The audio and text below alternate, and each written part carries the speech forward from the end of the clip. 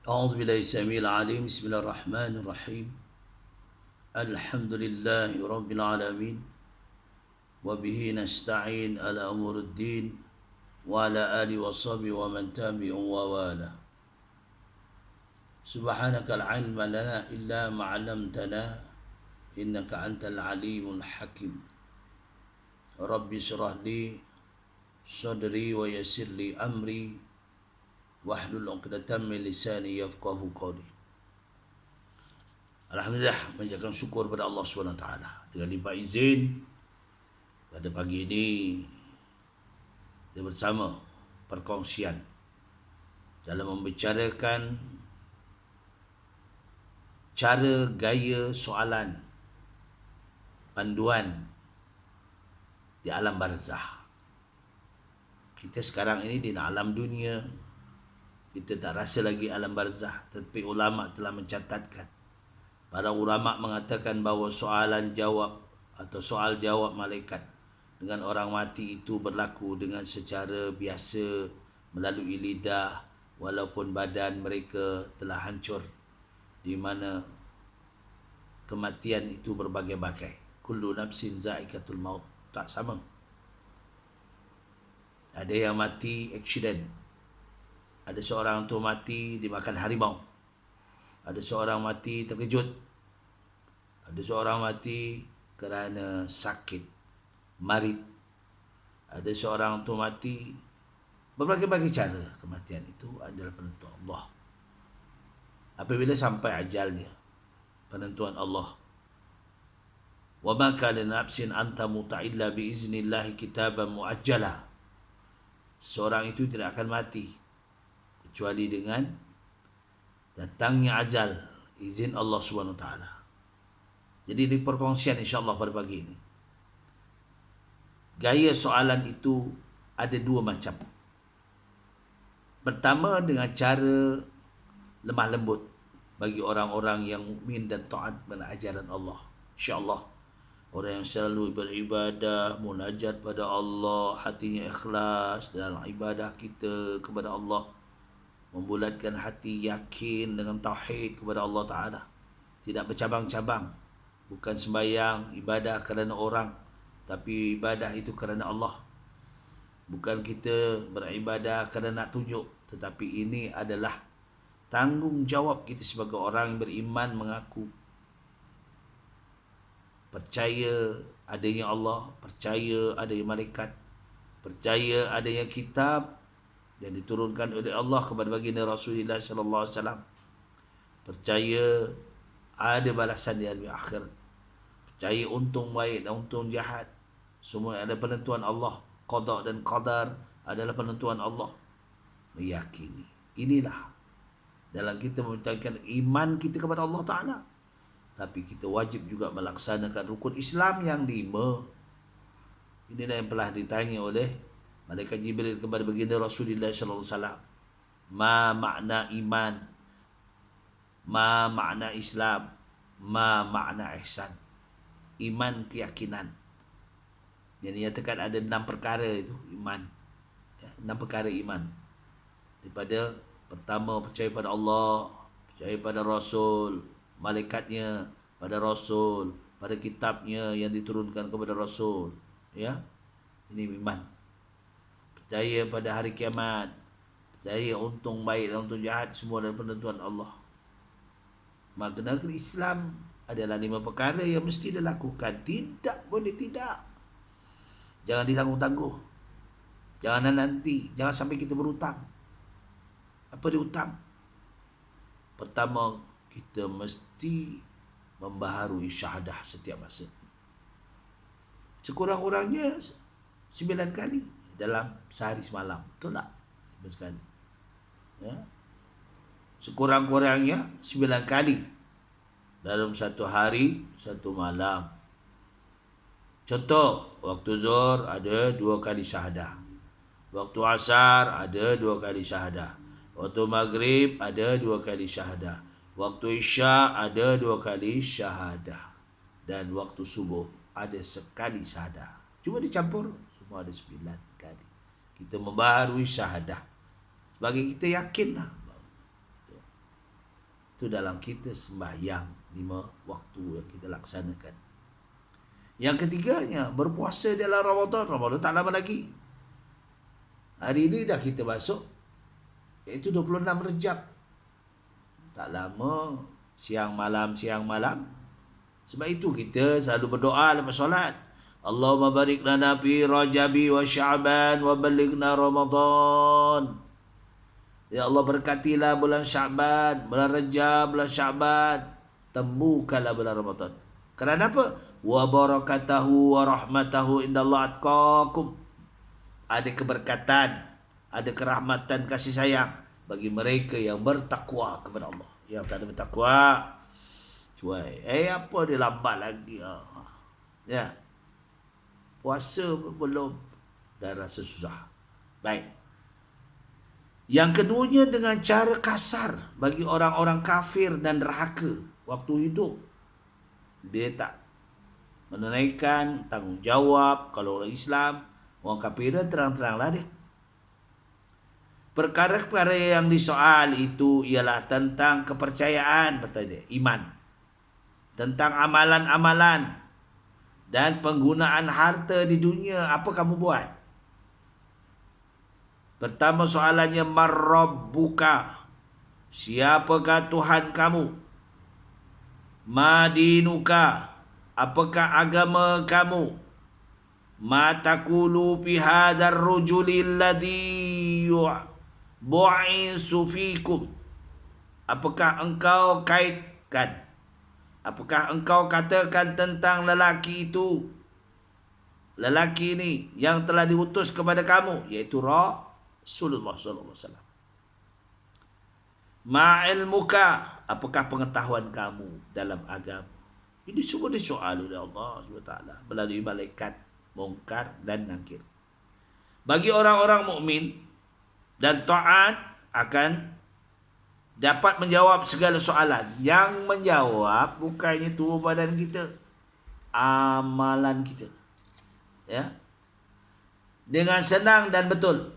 Manakala orang-orang kafir dan derhaka kepada Allah tidak akan dapat menjawab segala soalan itu. Walaupun kat dunia kita dah hafal lah. Hafal kecil pal. Bukan untuk dihafal. Tuan. Gambaran azab dan nikmat dalam kubur. Berbagai-bagai azab dan siksa yang akan diterima oleh orang-orang kafir dan orang derhaka. Di antaranya, satu, dalam bentuk hempitan kubur. Dalam keadaan gelap kedita. Kubur tu mengimpit. Allah, bayangkan tulang rusuk kita bertemu, ya. Kubur tu tak terima ke dia tu. Impit. Bila dia impit tu, ya Allah. Kita ni kalau duduk terimpit pun penat rasa. Dalam kubur diimpit terus. Tulang rusuk tu habis. Ya. Pertama. Keduanya, apa dia? Yang kedua, ada jalan yang menyambung terus ke surga. Oh, ini betul. Tadi kubur diimpit. Keduanya, iaitu binatang-binatang bisa datang menggigitnya. Binatang bisa menggigit, ya Allah. Segala ulat. Allahu Rabbi. Cuba bayangkan, kita kena gigit serangga pun dah sakit. Kena gigit labah-labah pun sakit. Kena gigit tembuan lagi sakit. Kembang. Ini cuba bayangkan, semua keluar daripada tu. Dengan kala jengkingnya, dengan macam-macam dalam kubur tu, gigit kaki kita, tangan kita. Yang ketiganya, malaikat datang menyeksa dan lain-lain, bagi banyak lagi perkara. Malaikat Munkar dan Nakir. Sekali dia hempap, ya Allah, hancur, berkecai. Lepas tu cantum lagi diurip balik. Sampai hari kiamat, tuan-tuan, ya Allah. Bila kita ingat itu semua, ya, kita rasa takut. Kat dunia ini apa? Bukan kita kat dunia ini mencari kemegahan, kan? Untuk mencari bekal mati. Ad-dunya mazrahatul akhirah. Dunia adalah untuk cari bekal untuk akhirat nanti. Itu pun selamat kita. Allah hidupkan kita. Wa ma khalaqtul jinna wal insa illa liya'budun. Kami tidak akan jadikan jin dan manusia kecuali untuk menyembah kami, kata Allah. Kini kita sembah lain daripada Allah. Inilah yang macam. Jadi ini banyak apa? Wabak, bala, macam-macam datang. Allah uji, ada asbab sebagai kifarah daripada Allah Ta'ala. Bila kita ingat munajat pada Allah, insya-Allah tuan-tuan, ya, sebagai hamba Allah, memanglah begitu. Ya, kita bukan orang duduk kat dunia ni senang-senang gitu je. Tak, an hasibatum an tadkhulul jannah walamma ya'lamu lana jahadu fi sabilillah. Kita nak, jangan kita menyangka kita kat dunia ni ya mudah aja. Tidak, ya. Inilah kena jelas. Itu bagi orang yang keadaannya di dunia kurang beribadah kepada Allah. Tapi manakala orang-orang mukmin dan taat pula akan menerima berbagai-bagai nikmat daripada Allah. Bentuknya seperti begini. Dia masuk dalam kubur, luas kubur. Dalam keadaan terang benderang. Sebab itu untungnya kita kat dunia ni kita baca Quran, nanti Quran datang. Kalau kita baca surah Al-Waqi'ah misalnya, surah Al-Waqi'ah datang. Idza waqa'atil waqi'ah laysa liwaqatiha kadhibatul khabiyatur rafi'ah. Idza rujjatil ardu rajja, sampai akhir ayat. Maka roh bertanya, siapakah kamu? Kau tak kenal aku ke? Kau selalu baca aku masa kau hidup. Tak? Lepas tu datanglah surah Tabarruk, suratul Mul, Tabarakallazi biyadil mulku, sampailah akhir ayat. Kita tak hafal pun tak apa, tapi kita baca. Nanti dia datang menyelam. Siapa kamu? Roh tanya. Kamulah, takkan tak kenal aku. Kau baca hari-hari. Sebelum tidur kau baca. Ya, waktu kau lapang kau baca. Jadi setiap apa yang kita lakukan di dunia, Allah akan temukan kita. Sampai dalam barzah pun Allah, dia datang sebagai sahabat kita. Ya tak? Itu yang kita penting. Yang keduanya, ada jalan yang menyambung terus ke surga. Allah Rabbi, ini orang yang taat. Ya, orang yang berzikir selalu. Sebab itu orang hidup kat dunia ini, bila kita berzikir pada Allah Ta'ala, allazina amanu wa tatma'inna qulubuhum bizikrillah. Orang yang beriman tu hati yang tenang kerana sentiasa ingat pada Allah. Nak kulub, hati kita tenang. Ini sakit jiwa, itu kurang, ini kurang. Sebab kita tidak ada sifat qanaah. Qanaah ni menerima apa yang ada cukup. Kita nak cari berlumba-lumba. Ya, tambahlah kita rakus. Allah Rabbi. Kat dunia ni kita kena fikir. Fikir banyak-banyak. Tenang, tenang ya Allah. Aku ni hamba Allah. Satu masa aku ni duduk dalam keluarga ramai saat dunia ini. Anak, isteri ada semua. Tapi bila aku mati, siapa nak ikut? Kecuali amalan kita. 3 perkara je yang boleh bantu kita. Pertamanya, amalan kita waktu hidup. Zikir yang kita banyakkan. Satu hari berapa ribu kita boleh baca zikir, tasbih, subhanallah walhamdulillah wa la ilaha illallah wallahu akbar, berapa kali? Baca surah Ikhlas berapa kali? Orang dulu-dulu tuan-tuan diikat itu. Ingat tu bahasa orang dulu, diikat. Bila 10 zikir surah Ikhlas tu dibungkut, diikat. Panjang tali. Di amalan orang dulu dia. Makanya qanaah sekadar. Ini yang dilakukan. Cuba kita ingatkan kisah Nabi Daud AS. Nabi Daud ini tukang buat besi, baju besi je. Tukang besi. Bukan orang sedang. Tapi Nabi Daud ni rajin berpuasa. Hari ni puasa, esok buka. Ini Nabi Daud. Allahu Rabbi, munajatnya pada Allah Ta'ala. Kita tak tahu tahap itu. Tapi itu sebagai contoh.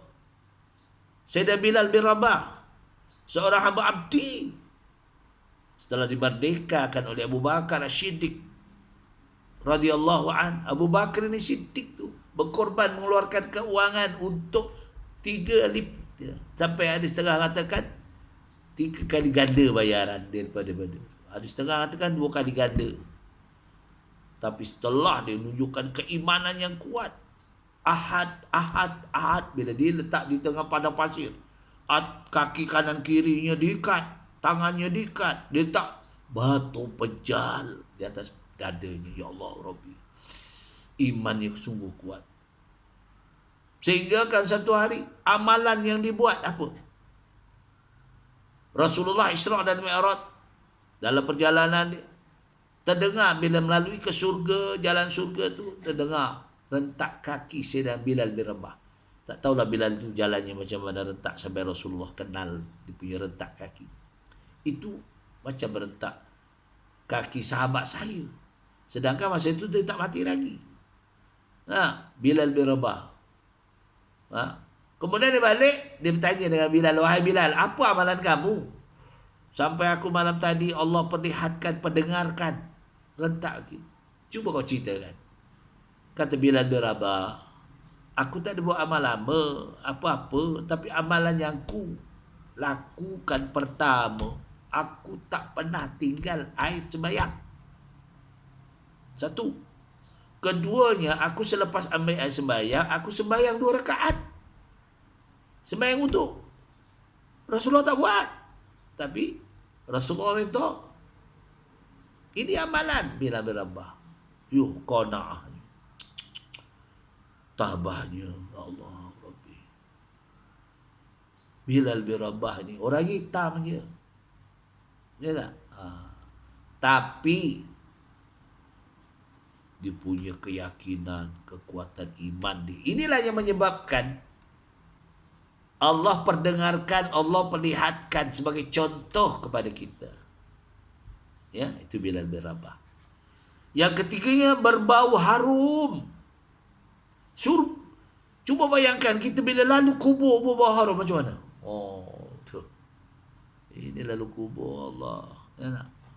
Bila kita lalu perkuburan dia, harum baunya. Ya. Itu sebabnya kita kena munajat kepada Allah.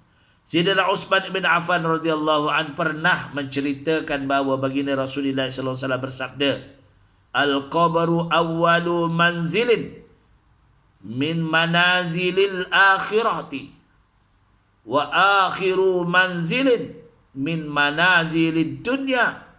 Paman naja minhu fama ba'dahu aisar wa illam yanjah minhu fama ba'dahu asyaddu." Kubur itu tempat permulaan dari tempat-tempat akhirat dan penghabisan dari tempat-tempat dunia. Siapa terselamat daripadanya nescaya akan mudahlah sesudahnya. Dan siapa-siapa yang tidak berjaya akan lebih beratlah sesudahnya. Allah Rabbi.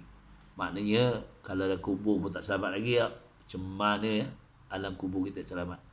Sabda Rasulullah sallallahu alaihi wasallam lagi, "Al-qabru raudatun min riyadil jannati aw hufratun min huparin nar." Kubur itu salah satu taman daripada taman-taman syurga, atau salah satu lubang daripada lubang-lubang neraka. Kesemua azab dan nikmat yang dinyatakan itu adalah untuk mendekatkan tangkapan kita terhadap pembalasan-pembalasan yang disediakan oleh Allah di akhirat kelak. Sama ada berupa azab atau nikmat. Sedangkan hakikat sebenarnya adalah lebih hebat lagi daripada apa yang digambarkan itu. Hanya Allah jua yang amat mengetahui. Wallahu alam. Allah yang tahu semua. Tapi kita, kerana kita bila beramal, kita husnuzan kepada Allah, meletakkan semua kerana Allah, pergi masjid kerana Allah. Inilah ya. Bila timbul macam ni, Dulu dibuka masjid surau seluas-luasnya. Tengok yang datang pun gitu juga. Itu pun wallahu alam. Datang pun kalau dia ikhlas kerana Allah, Allah akan balas dengan kebajikan. Tapi kalau dia datang nawaitunya kerana jumpa kawan, kerana terpaksa, wallahu alam. Serah pada Allah Subhanahu Wa Taala. Baik, itulah ikhlas ini. Itu dinamakan ihsan. Tadi yang katakan dinamakan iman. Iman ada 6 perkara, kita dah ceritakan. Kedua dinamakan Islam. Islam ada 5 perkara yang kita ketahui, yang wajib kita lakukan. Kalau tidak kita lakukan, kita jadi orang yang fasik. Orang yang melanggar tutur cara sebagai seorang yang beriman pada Allah Ta'ala. Mana kata ihsan? Hablullah. Hablu minallah wa hablu minan nas. Hubungan kita dengan Allah, hubungan kita dengan manusia. Maknanya, apabila kita menghadap pada Allah Ta'ala, hati kita rasa Allah tu ada pada kita. Allah ni ada di sini hati kita, pemikiran kita. Sebab itulah Allah menjelaskan dalam surah Al-Mu'minun, surah Ghafir, apa dia kata? Qad aflahal mu'minun. Sesungguhnya berjayalah orang yang beriman. Allazina hum li salatihim khashi'un. Apabila dia melaksanakan ibadat sembahyang, dia khusyuk, dia tak ingat lain. Bulat pada Allah. Hati dia cekal.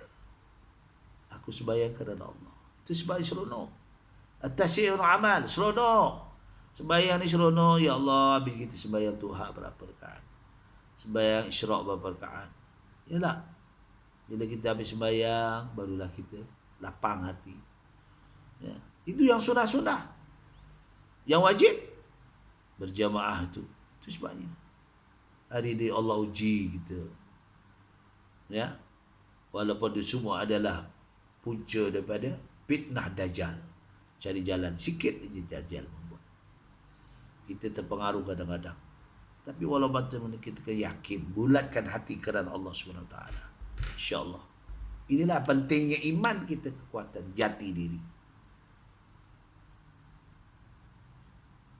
Dijelaskan di sini dalam hadis yang tersebut, al-qabru raudatun min riyadil jannati au hufaratun min hufarin nar.